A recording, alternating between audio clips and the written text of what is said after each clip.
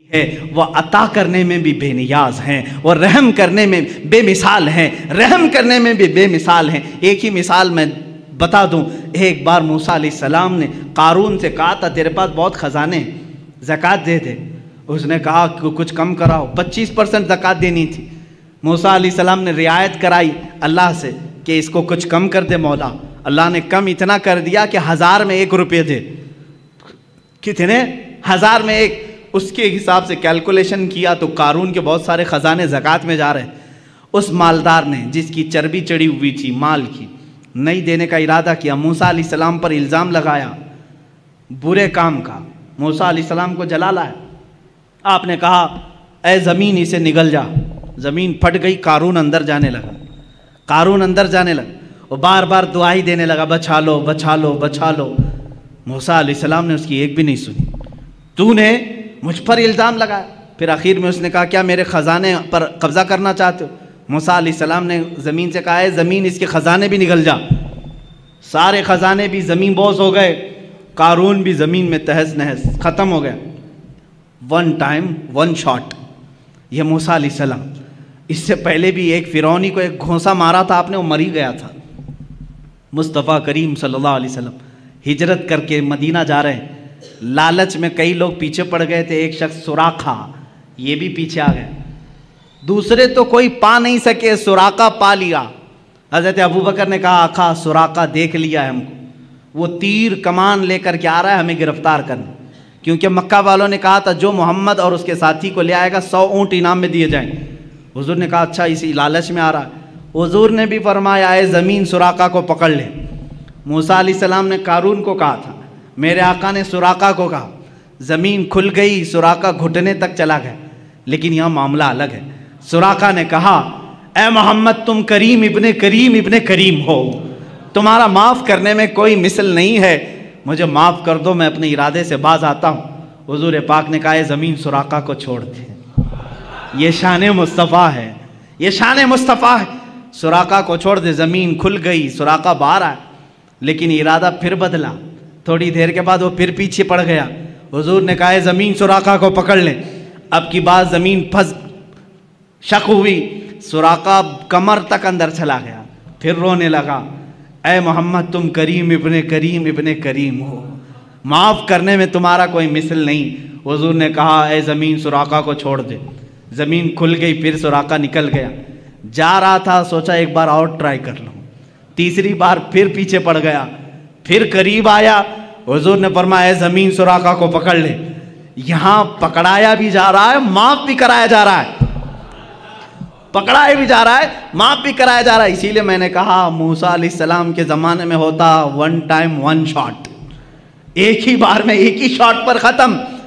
یہاں چھوڑنے کی تیسری مرتبہ جب وہ دھس گیا گردن تک، حضور نے فرمایا اے سراقہ تو 100 اونٹوں کی لالچ میں میرے پیچھے پڑ گیا، میری نگاہیں دیکھ رہی ہیں قیصر و کسریٰ کے کنگن تیرے ہاتھ میں آنے والے ہیں۔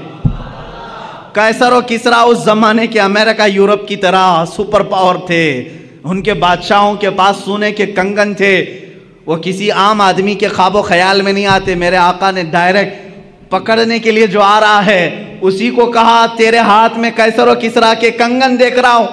سراقہ کو یقین نہیں ہوا، کہا ایسا کہہ رہے ہو؟ اسی وقت ایمان لے آئے، میں ایمان لاتا ہوں محمد صلی اللہ علیہ وسلم اللہ کے رسول ہیں۔ زمین کو کہا چھوڑ دے۔ وہاں ایک بار میں پکڑا گیا، ایک بار میں قارون دفن بھی ہو گیا۔ یہاں ایک بار نہیں، 2 بار نہیں، 3 بار وہ بھی حملہ کرنے کے لیے آ رہا ہے۔ حضور بار بار معاف کر رہے ہیں، معاف کرنے میں آپ کا کوئی مثال نہیں۔ یہاں تک کہ حضور کی وفات کے بعد قیصر و کسریٰ فتح نہیں ہوئے، صدیق اکبر کے زمانے میں قیصر و کسریٰ فتح نہیں ہوئے، عمر فاروق کے زمانے میں چل کر کے سراقہ بہت بیمار ہو گئے۔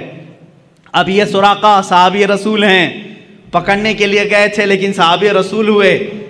یہی تو بازار مصطفیٰ کی بات ہے، جو جان لینے جاتا ہے وہ جان دے کے آتا ہے۔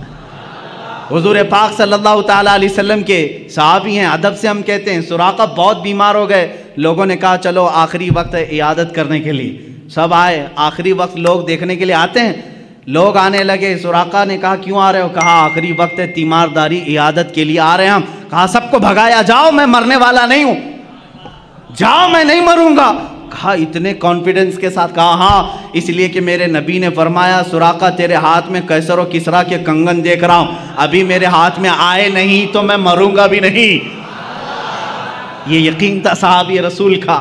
اور اس کے بعد حضرت عمر فاروق کے زمانے میں ایران بھی ٹوٹ گیا، روم بھی ٹوٹ گیا، قیصر و کسریٰ کا مال صحابہ نے مال غنیمت میں مدینے پہنچایا، اس مال غنیمت میں قیصر و کسریٰ کے کنگن بھی آئے۔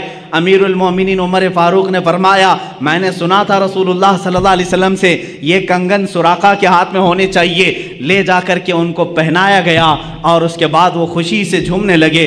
چند ہی دنوں کے بعد آپ کی وفات بھی ہوئی۔ عزیزان گرامی، یہاں بات یہ عرض کرنا چاہتا ہوں، اس رسول کا معاملہ یہ ہے، عطا کرنے میں بے مثال، رحم کرنے میں بے مثال، معاف کرنے میں بے مثال۔ اسی کو امام میرا کہتا ہے بریلی کا، میرے کریم سے گر قطرہ کسی نے مانگا دریا بہا دیے ہیں، در بے بہا دیے ہیں، واہ کیا جود و کرم ہے شہ بتا تیرا، نہیں سنتا ہی نہیں مانگنے والا تیرا۔ حضور کی بات تو یہ ہے چور حاکم سے ڈریں، یا بات الگ ہے، چور کس سے ڈرتا ہے؟ پولیس سے ڈرتا ہے نا، پکڑنے والا آیا تو چور ڈر کے بھاگتا ہے، لیکن آقا آپ کی شان ہی الگ ہے، آپ حاکم ہیں اور چور آپ ہی کے پاس چھپنے کے لیے بھی آتا ہے، یہی چھپنے کے لیے آتا ہے۔ اسی لیے امام زمن کہتے ہیں ڈھونڈا ہی کریں صدر قیامت کے سپاہی، قیامت کے دن کچھ مجرموں کو فرشتے ڈھونڈ رہے ہوں گے، فلاں مجرم کہاں ہے، فلاں وہ کام کیا تھا، یہ کہاں ہے، وہ کہاں ہے، جرموں کا اعلان ہو چکا ہوگا، فرشتے ڈھونڈ رہے ہوں گے، لیکن کچھ مجرم مل نہیں رہے ہوں گے، کچھ مجرم مل نہیں رہے ہوں گے۔ اس کو امام زمن نے اپنے شعر میں یوں کہا ہے، ڈھونڈا ہی کرے صدر قیامت کے سپاہی، وہ کس کو ملے جو تیرے دامن میں چھپا ہو۔